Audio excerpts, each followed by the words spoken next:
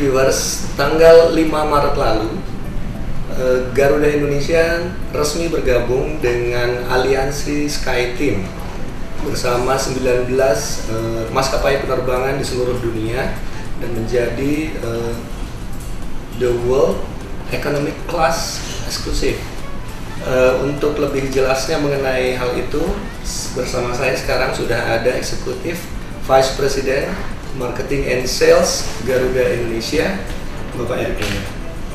Selamat siang, Pak. Selamat siang. Boleh ceritakan, Pak, tentang bergabungnya Garuda Indonesia SkyTeam itu bagaimana?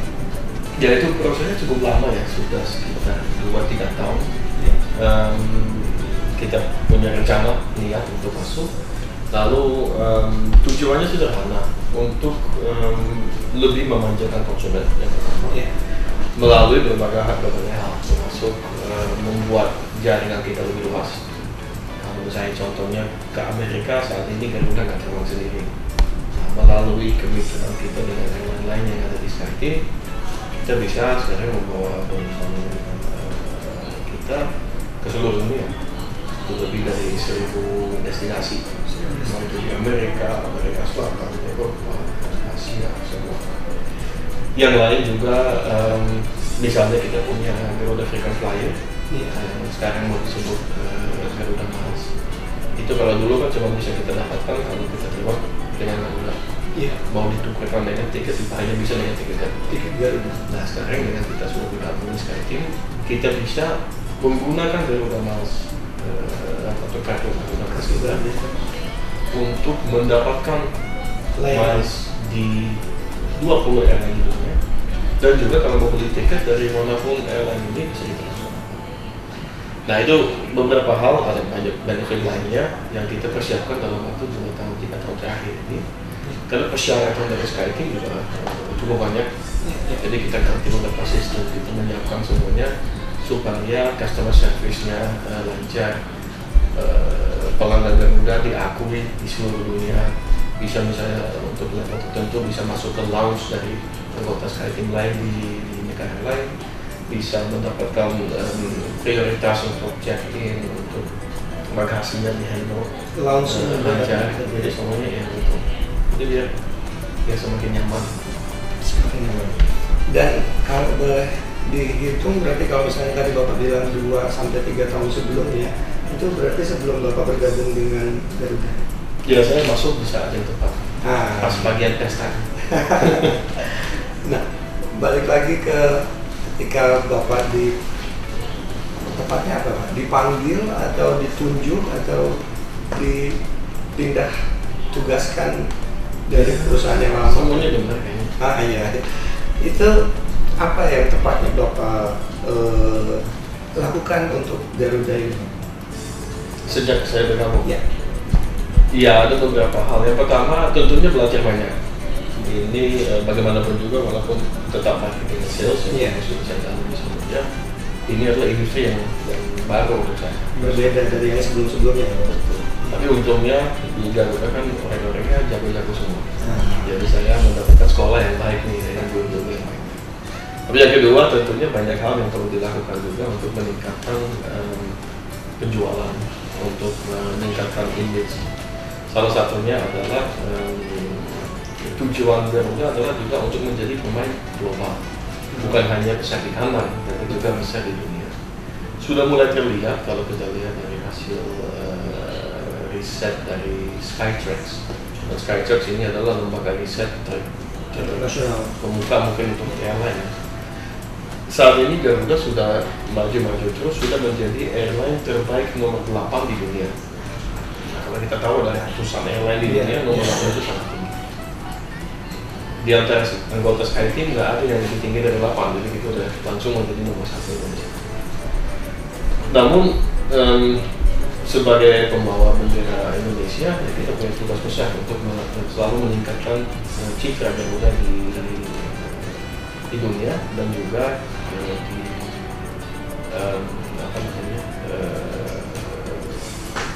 di dalam maupun di luar negeri. Bukan hanya image Garuda Indonesia, tapi juga image Indonesia sendiri. Nah, ini juga menjadi salah satu tugas. Masuk ke SkyTeam, ya memang untuk menggolkannya di tahun terakhir ini tugas saya juga. Berbagai sistem yang sudah kita ganti untuk memenuhi syarat SkyTeam juga untuk menjadi semakin baik ke depan. Saya juga ikut mendukung dan sekarang juga untuk mengubah Garuda Frequent Flyer ke FF menjadi Garuda Miles dengan semua penyempurnaan sistem yang terkait dengan itu, ya ikut menjadikan saya sibuk. Yang paling berat untuk masuk ke SkyTeam ini sebenarnya apa Pak? Karena kalau boleh tahu kan ini 19 maskapai ya, sebelumnya udah masuk duluan dari Garuda, kemudian masuk jadi anggota ke-20. Yang paling berat siapa? Yang paling berat mungkin satu, kita harus menyesuaikan sistem reservasi supaya nyambung dengan 19 airline lain. Jadi Garuda memilih untuk mengganti keseluruhan sistem reservasi, termasuk juga sistem check-in, passenger handling. Nah, ini secara IT tentunya nggak gampang, dan itu dilakukan tanpa adanya gangguan untuk konsumen yang menjadi syarat utama. Jadi itu mungkin yang bisa dibilang paling berat. Banyak hal yang lain sudah sebelum pikiran SkyTeam juga sudah kita pikirin, contohnya masalah keselamatan, safety, itu nggak usah bicara SkyTeam, itu sebelumnya sudah menjadi prioritas utama dari Garuda. Nah, kalau saya ingat-ingat lagi waktu itu sempat ketemu relaunching mobil tiketing itu ya Pak? Ya. Boleh tahu itu apakah memang salah satu cara dari Garuda untuk menjemput bola dalam hal pemasaran atau gimana? Ya, itu salah satu. Kita juga lihat sebelumnya sudah ada mobile ticketing counter. Jadi fungsinya bisa dibilang sama dengan ticketing counter lain yang sudah ada di tempat. Jadi buat apa dia mobile kalau dia sama semuanya? Di parkir juga beda, di tempat-tempat itu aja. Jadi kita merasa ini harus dihidupkan. Kedua, kita juga punya sering ada penawaran khusus. Misalnya kita tahu ini ada penerbangan masih ada beberapa kursi kosong, bisa lah kita ubah kira-kira beberapa kursi khusus tertentu di flight tertentu. Kita belum punya media untuk itu. Jadi kita menilai mobil ini mungkin menjadi hal yang menarik. Jadi kita memasukkan setiap hari tiket-tiket promo seperti itu di dalam mobile ticketing counter ini. Kita kerjasama dengan jaringan radio, di mana di jaringan radio bisa didengar setiap hari di sini menuju ke mana. Iya. Dan semoga dikejar. Nah, itu terbukti sekarang mulai banyak orang kejar mobil ini karena dealnya emang ya bisa dibilang gila-gilaan. Dibanding sama counter-counter yang lain, ini jelas lebih banyak penawaran khususnya gitu ya Pak. Baik. Kalau boleh diceritakan lagi persaingan penerbangan ini kan cukup ketat karena maskapai nggak usah yang luar ya, yang dalamnya juga udah banyak gitu. Kira-kira apa yang akan Bapak lakukan untuk memajukan Garuda dengan persaingan-persaingan seperti ini? Ya, yang pertama, dan itu bukan tugas saya, itu sudah dilakukan direksi sebelumnya juga, adalah pertama memastikan produknya adalah produk yang sangat baik, bahkan bisa dibilang produk yang terbaik. Kalau kita perhatikan dari sisi umur pesawat saja, pesawat Garuda rata-rata kita punya sekitar 130-an pesawat. Rata-rata umur itu di bawah 5 tahun. Nah, itu untuk maskapai penerbangan yang pesawatnya banyak, itu jarang terjadi. Punya umur pesawatnya semudah itu. Jadi kita pastikan umurnya muda sehingga pesawatnya kualitas bagus. Dan kedua, servis di dalamnya juga kita punya pelayanan begitu. Sangat jauh berbeda sekarang dengan saya 10 tahun lalu. Itu peningkatannya luar biasa, dan itu membuat kita diakui juga sebagai salah satu airline terbaik di dunia. Karena servis ombornya memang keren. Kalau orang misalnya 2 tahun nggak naik Garuda, tiba-tiba naik Garuda, dia akan sangat amazed merasakan perbedaannya. Juga dari segi konfigurasi pesawatnya, bukan hanya pesawat yang baru dan keren, tapi di dalam juga kita menaruh kursi jauh lebih sedikit daripada airline lain, termasuk airline yang di Timur Tengah. Yang memang banyak orang bilang bahwa airline bagus, kita masukin kursi jauh lebih sedikit. Di pesawat yang sama bisa jadi lebih dari 50 pesawat, 50 kursi kita lebih sedikit. Karena kita memberi jarak antar kursi jauh lebih banyak dan juga kursi lebih besar, lebih luas. Kalau jadi airline itu ada dalam satu pesawat, misalnya 777, itu ada 10 kursi sebelah-sebelahan, kita cuma 9. Nah itu space-nya menjadi lebih lega. Ini membuat perbaikan. Tugas saya sebagai marketing sales tentunya adalah memastikan masyarakat tahu kalau kita lebih baik dan ingin mendapatkan lebih tiket yang lebih banyak. Dari yang saya pelajari, tahun lalu Garuda punya Boeing 777-300ER. Itu kapasitasnya termasuk besar. Ya. Gimana dengan, maksud saya? Ada isinya. Iya. Jadi itu yang mulai dari produknya keren. Ya. Kedua kita pemilihan rutenya. Contohnya sekarang ada 2 dari pesawat itu terbang ke rute Jakarta Jeddah. Itu setiap hari mau penuh. Ya. Dengan orang Untuk melayani yang mau misalnya. Ya. Kita juga merasa kalau orang mau umroh memang harus mulai berangkat dari rumah sampai balik ke rumah harus punya pengalaman yang sebaik-baiknya. Tanggung jawab kita di sini adalah memberi pelayanan yang terbaik pada saat 2 pesawat lain juga terbang ke Tokyo, ada juga ke Shanghai. Ini pasar-pasar yang kita lihat adalah pasar besar. Karena untuk bisnis. Untuk bisnis, tapi juga untuk Wisata. Kenapa kita ke pasar-pasar ini? Pertama karena minat pasarnya besar. Tapi juga pasar ini adalah pasar yang memang membutuhkan mungkin kadang-kadang layanan ini. Untuk bukti kita terbang dengan 777 ini ke Tokyo misalnya. Justru banyak penumpangnya dari Jepang ke sini. Karena mereka menilai produknya lebih bagus daripada apa yang mereka punya di negaranya. Bahkan orang Jepang banyak yang bilang makanan Jepang di Garuda Indonesia jauh lebih enak daripada makanan Jepang di airline Jepang. Hal seperti ini yang membuat kita dalam dengan produk yang lebih baik dengan tujuannya untuk menjual. Viewers, nanti kita lanjutkan lagi setelah yang satu ini.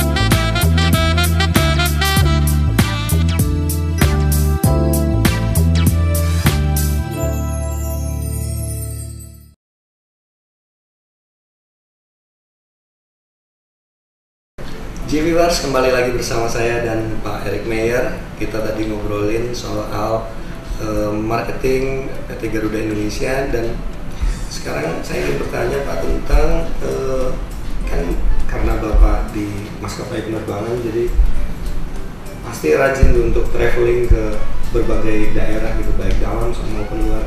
Kira-kira menurut Bapak dari seluruh maskapai yang pernah Bapak naiki selama ini, apa sih perbedaan yang paling mendasar antara Garuda sama yang lain?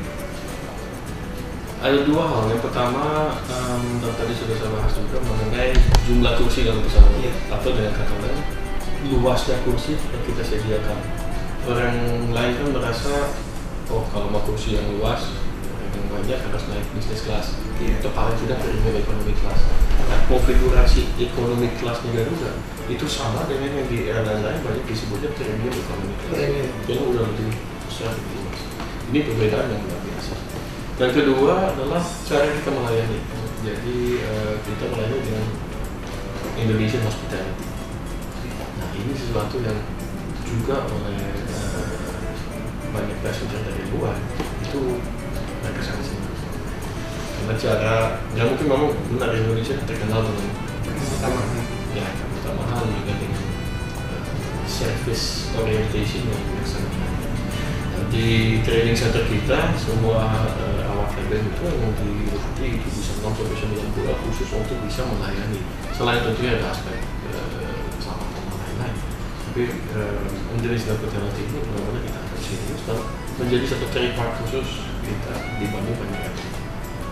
Nah, kalau ngobrolin soal pelayanan itu pasti dampaknya akan pengaruh ke harga tiket. Gimana nih Garuda melihat persaingan harga tiket dari maskapai penerbangan lain dengan pelayanan yang mereka tawarkan dan yang ditawarkan oleh Garuda? Ya, di industri ini kan sekarang ada dua jenis airline mungkin ya. Ada yang full service airline seperti di Garuda Indonesia, ada juga low cost carrier. Apa aja gitu.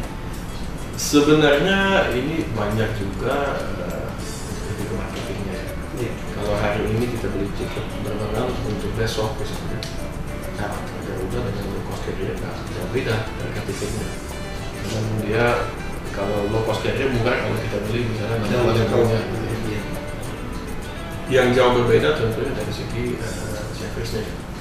Kalau orang yang tingginya kayak saya mau duduk di low cost carrier agak susah juga. Terlalu space-nya kecil, space-nya.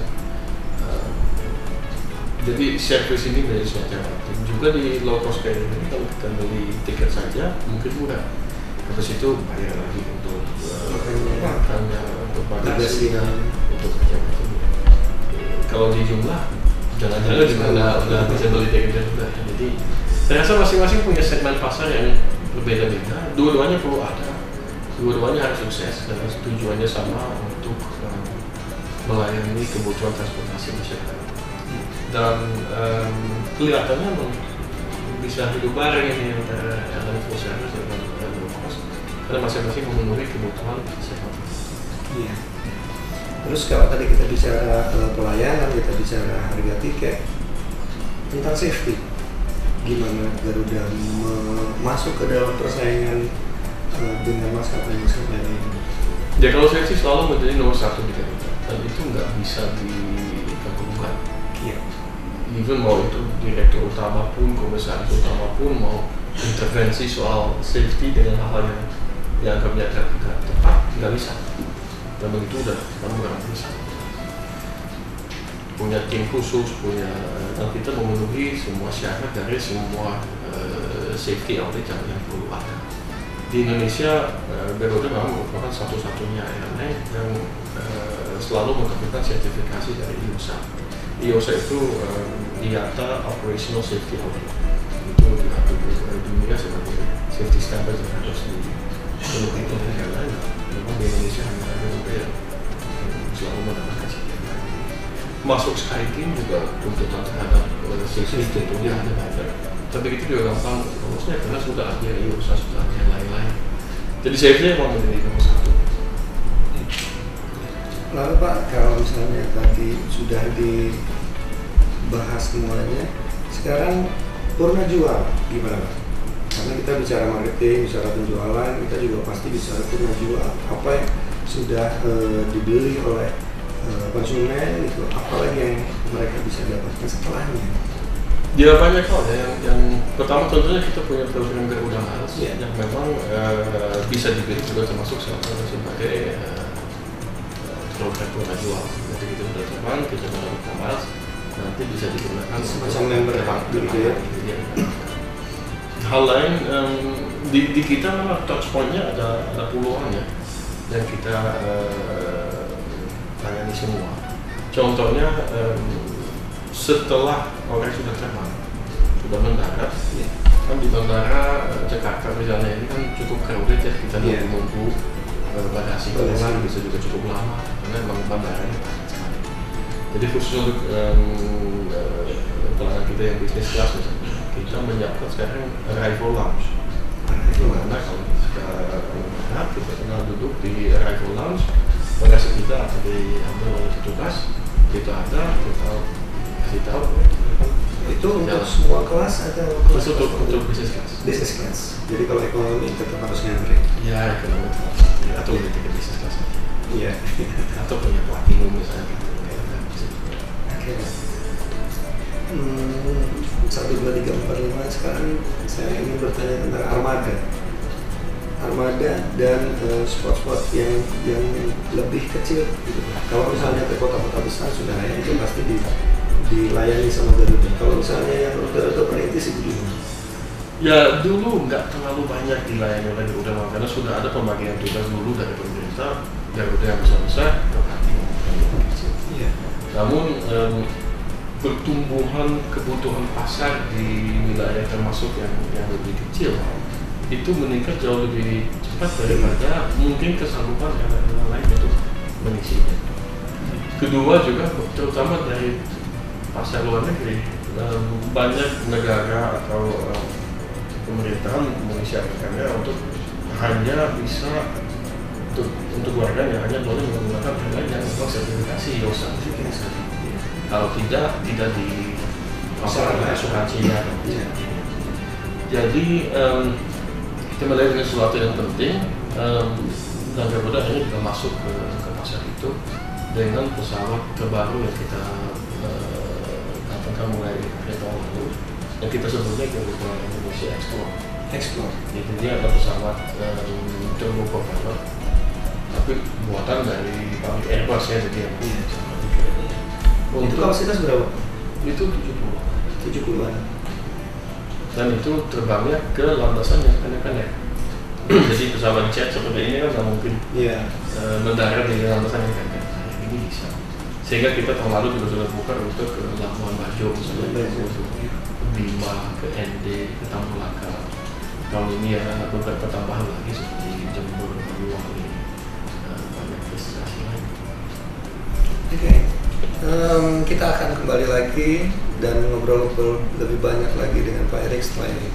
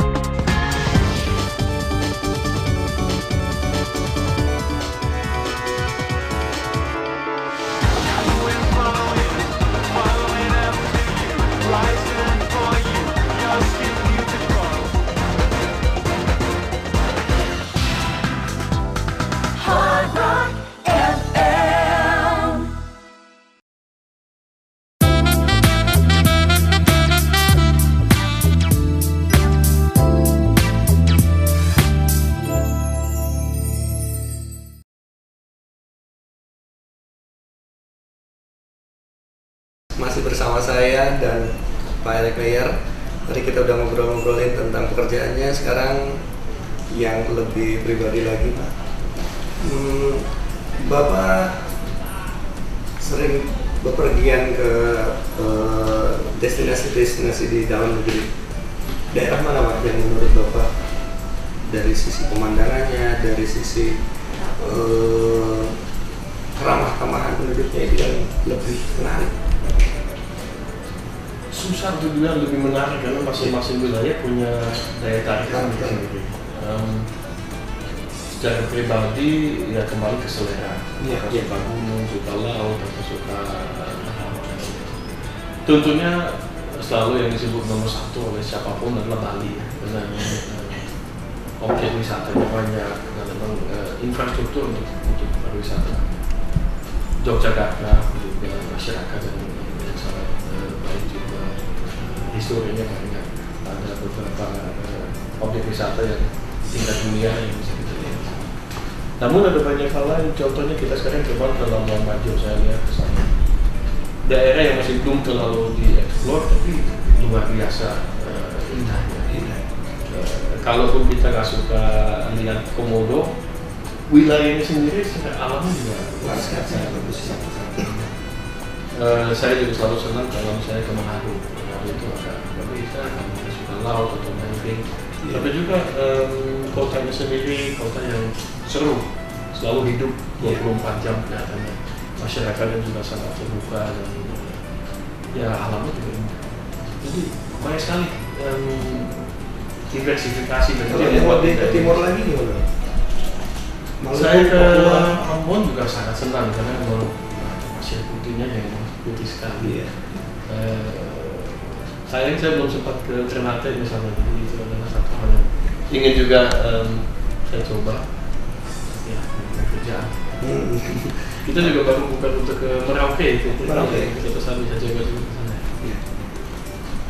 Di sela-sela waktu luang Bapak kan, kalau misalnya saya lihat Facebook Bapak atau Instagram gitu, Bapak juga rajin gitu untuk mengupdate foto-foto di sana. Apa yang jadi perhatian Bapak pertama kali waktu misalnya mendarat, yang Bapak foto apa gitu, terus apa pertimbangan Bapak untuk naikin itu ke sosial media Bapak?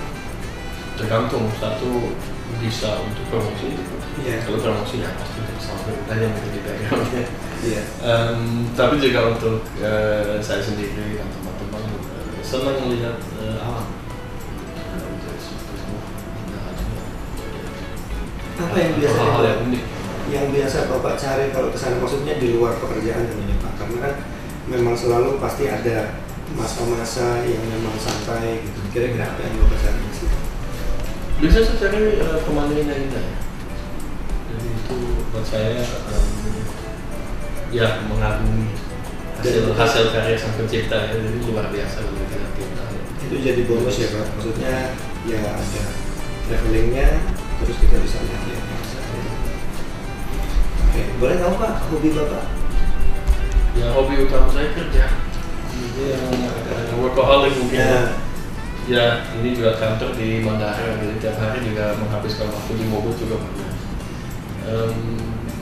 Jadi emang kehidupan paling tidak Senin sampai Jumat pasti diisi penuh deh. Hobi lain, saya senang dengerin musik, senang nonton TV kalau sempat. Kemarin Java Jazz juga gitu. Java Jazz juga nonton, senang nonton film di bioskop atau di DVD di sana.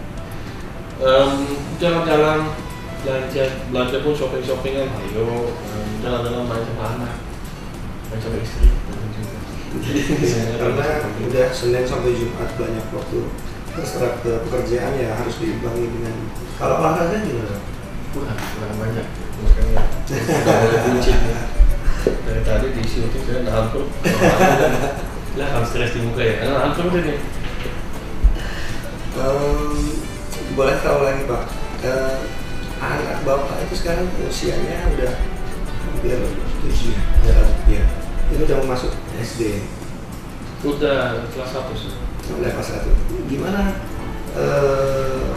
pendapat dia tentang pekerjaan ayahnya gitu, yang mengharuskan kadang-kadang pergi jauh gitu? Ya untungnya hampir semua anak, terutama anak laki-laki, kelihatannya emang senang pesawat ya. Iya. Jadi dia juga sebelum saya ada kaitan dengan Garuda pun udah senang dia koleksi pesawat-pesawat kecil. Kalau gambar pertama dia juga pasti pesawat. Sampai sekarang. Jadi dia, dari segi itu sih senang ya dia. Wah, ini kerja di perusahaan pesawat. Dia juga dari bayi terus dari gue senang ya pesawat. Namun itu juga takut ya, dia yang senang. Jadi dia senang juga dengan itu. Yang penting ya ada waktu lah, dia udah tahu Sabtu Minggu adalah waktu saya sama dia. Karena saya bisa biasa kalau saya pulang dia udah tidur soalnya. Pagi ketemu sebelum berangkat, dia kebetulan juga pagi sholat sudah ketemu. Dan Sabtu Minggu lah saya selalu waktu banyak. Atau selama kerja gitu dia kalau misalnya udah di rumah, ketika misalnya membutuhkan kontak atau komunikasi dengan bapak, dia telepon kita di rumah. Jarang sih. Komunikasinya biasanya apa? Ya nunggu pulang. Tapi kalau ada yang urgent ya pasti dia telepon. Nah kalau tadi anak juga masih gitu belum ada yang urgent. Sekarang tentang istri gimana Pak? Maksud saya istri juga aktif, punya profesi. Gimana cara membagi waktu untuk punya kebersamaan? Ya sama, kita selalu berusaha untuk Sabtu Minggu kita tidak terlalu banyak bekerja. Bukan berarti nggak mungkin ya. Yeah. Saya juga sering dipanggil kenapa Sabtu Minggu atau ada kegiatan, atau saya pun masih di perjalanan. Dia juga ada juga bekerja, dia jadi MC atau shooting atau apa di Sabtu atau Minggu. Tapi prinsip bahwa kita berusaha selalu Sabtu Minggu kita habiskan waktu bersama itu. Dan so far kelihatannya yang paling banyak digunakan selama Sabtu Minggu itu kira-kira apakah ya pasti melakukan kegiatan bersama ya, maksud saya apakah jalan-jalan atau mungkin shopping atau tergantung hari sih. Jalan-jalan bisa, nonton film bareng juga bisa, kunjungi keluarga yang lain juga sering, makan bareng pasti. Tapi contohnya kayak kemarin kita di rumah aja, anak saya lagi seneng ya istilah dia masak gitu ya. Jadi dia kemarin bikin sandwich untuk kita sekeluarga, dia masuk ke dapur, dia ini ya merakit sendiri sandwichnya dengan apa yang dia suka. Ternyata enak-enak juga. Emang ya gampang bahagia sih dengan hal-hal kecil bisa bahagia.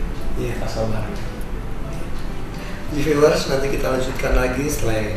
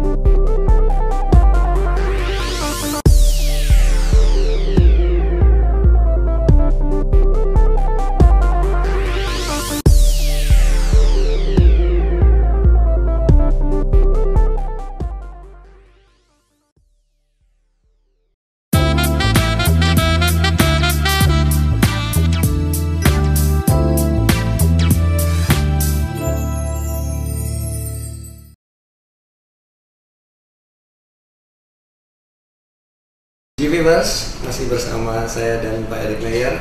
Tadi kita udah ngobrol-ngobrolin soal keluarganya. Pak Erick, kan kita lihat sekarang pendidikan anak itu udah menjadi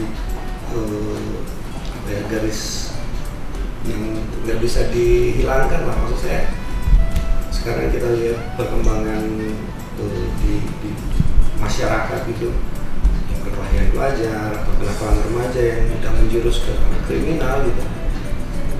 Memang mungkin masih jauh ya karena anak bapak masih kecil gitu. Tapi kira-kira apa yang bapak tanamkan ke anak bapak untuk bisa menjaga nilai-nilai di keluarga? Ya, yang pertama menghabiskan waktu sebanyak-banyaknya dengan dia. Itu dia akan lihat contoh dari orang tuanya. Selama itu contoh yang baik, ya kita harapkan itu tertanam juga. Yang kedua, pemilihan sekolah yang tepat. Nggak harus sekolah yang mahal atau yang internasional atau apa. Kita juga nggak di sekolah internasional. Sekolah yang punya prinsip yang sesuai dengan kita. Berikutnya menjaga tetap pergaulannya, menjaga juga kegiatannya. Satu hal yang cukup perhatian juga saat ini lah anak-anak yang dari umur 2-3 tahun saja sudah biasa memegang tingginya, dan itu megangnya bisa 24 jam sehari. Ini juga nggak benar. Buat orang tua asal anaknya anteng. Iya, betul. Jadi ini juga kita batasi juga, jangan sampai terlalu banyak. Jangan sampai lupa hal-hal yang lebih human interaction. Selain itu ya kita ikutkan dia dalam beberapa olahraga sepak bola, bersama lainnya untuk menjaga tim spiritnya. Kebetulannya anak tunggal ya, nggak punya adik atau kakak, jadi emang nggak menjadi raja di rumah, dia harus punya banyak teman supaya dia tahu juga bisa masyarakat, tahu lah gimana bekerja tim. Dia fokusnya ke arah sana. Kalau boleh dilihat kan bapak dan istri bapak itu berlatar belakang budaya yang beda. Gimana? Apakah ada pergesekan-pergesekan ketika mengajarkan nilai-nilai ke anak? Enggak sih, ya kebetulan istri saya latar belakangnya Belanda, saya latar belakang Indonesia. Kadang-kadang begitu ngomongnya, saya terlalu Jawa, dia terlalu Barat. Kebetulan ketemu di tengah, saya rasa udah tepat, dan kita dua-duanya memegang agama, prinsip, norma, semuanya yang sama. Jadi selama ini nggak ada masalah. Tahu tuh. Iya. Itu minggu. Kalau boleh tahu lagi Pak, apa yang jadi concern Bapak ke pendidikan anak? Maksud saya gitu, anak Bapak kan belajar dari orang tua, belajar juga dari lingkungan, dari sekolah juga. Kira-kira yang jadi ketertarikan dia untuk ke depan itu seperti apa dan bagaimana cara Bapak mengarahkan? Masih pindah-pindah sih. Saat ini kalau ditanya mau jadi apa, mau jadi pemain sepak bola profesional. Sebelumnya mau jadi pilot, sebelumnya mau jadi tukang potong rambut. Dia emang banyak ininya, interestnya. Jadi saya rasa itu bagus. Kita stimulasi semua aja. Toh kita tahu keputusan akhir itu kan biasanya diambilnya di umur yang jauh lebih dari besar. Jadi biar aja dia eksplorasi, dia banyak senangnya, jadi kita lihat pada akhirnya jadi gimana. Saya tidak percaya bahwa kita memaksakan anak yang jauh terus. Tentunya bisa giring-giring sedikit, tapi kalau misalnya dia maunya jadi misalnya orang sales, tapi kita dorong dia ke jadi akuntan atau apa, jurnalis misalnya, nyambung. Jurnalis bagus. Jadi belajar dari Om Hadi gitu ya. Satu lagi sih Pak yang mau saya tanya, gimana pendapat Bapak tentang passion? Maksud saya gini, anak Bapak itu udah mulai menunjukkan ketertarikannya terhadap banyak hal. Apa yang harus dilakukan supaya dia menemukan passionnya itu di waktu yang lebih dini, sehingga yang dia kejar juga nggak terlalu banyak membuang waktu? Menurut saya jangan terlalu difokuskan dari awal ya. Dunia ini luas, opportunity-nya banyak sekali. Saya lebih senang dia agak luas dulu, baru nanti misalnya di umur 12-14 kelas baru mulai juga sedikit lebih fokus. Karena kita juga, saya juga waktu 3 tahun tahun lalu aja saya nggak kebayang saya bisa satu saat bekerja di perusahaan penerbangan seperti Garuda Indonesia. Kalau saya terlalu fokus mungkin nggak kejadian juga, dan ternyata ini kan satu hal yang sangat menarik. Saya rasa agak luas saja, makanya dia belajar bahasa Inggris maupun bahasa Indonesia, menguasai 2 bahasa dengan lancar. Jadi dia juga bisa kemana-mana dari segi komunikasinya. Habis itu ya tinggal beberapa ilmu mendalami, tapi malah dicoba untuk diskusi video. Yang terakhir Pak, kalau boleh Bapak ceritakan ke G-Viewers apa yang harus mereka lakukan dengan Garuda Indonesia, karena maksud saya gini, ini adalah perusahaan pemerintah dan masa depannya juga masih panjang, dan kalau nggak didukung sama masyarakat mungkin nggak bisa seperti ini. Ya pertama ini perusahaan publik juga ya. Jadi walaupun mereka saham utamanya pemerintah, ada juga mereka saham publik. Jadi ini perusahaan milik bersama lah masyarakat. Yang saya selalu tekankan adalah bahwa sebaiknya warga negara Indonesia menggunakan produk dalam negeri. Itu berlaku untuk semua hal, tapi termasuk juga untuk dalam. Jadi kalau ada pilihan, saya selalu bingung. Sering lihat Indonesia dari Jakarta terbang ke Singapura, naiknya bukan Garuda Indonesia, padahal kita terbangnya belasan kali tiap hari, pesawatnya juga keren, pelayanan ya gak kalah juga dengan yang lain, bahkan lebih baik. Kok masih mau naikin bukan Indonesia, bukan kita juga lebih mahal. Jadi saya rasa itu ya mungkin mindset juga. Kadang-kadang orang Indonesia merasa lebih gaya dari yang luar negeri. Kita menggunakan produk luar negeri. Malah menurut saya sebaliknya. Saya juga menggunakan batik. Ini gaya. Buat saya ya bangga dengan budaya Indonesia. Dengan hasil karya bangsa. Jadi saya rasa ini sesuatu. Mungkin ada yang ngomong orang luar negeri. Tapi justru saya terluar. Orang negara lain banyak yang nasionalismenya lebih tinggi dalam hal konsumsinya. Di negara saya enggak, masih banyak orang yang naik airline setempat. Jadi kalau Garuda datang kita mesti ekstra effort untuk jualan. Di sini kadang-kadang kita lihat sebenarnya ini sesuatu yang mungkin bisa menjadi pesan gitu ya. Baik G-Viewers, cukup seru tadi ngobrol kita bersama Pak Erick Meyer. Terima kasih Pak, dan semoga Garuda Indonesia lebih baik lagi di sana. Amin.